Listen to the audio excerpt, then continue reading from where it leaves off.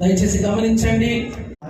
నిన్ను ప్రేమించి సంరక్షించి నా జీవిత కాలమంతయు నీ ఎడల నమ్మకముగా ఉండునని దేవుని ఎదుటను సంఘం ఎదుటను ప్రమాణం చేయుచున్నాను.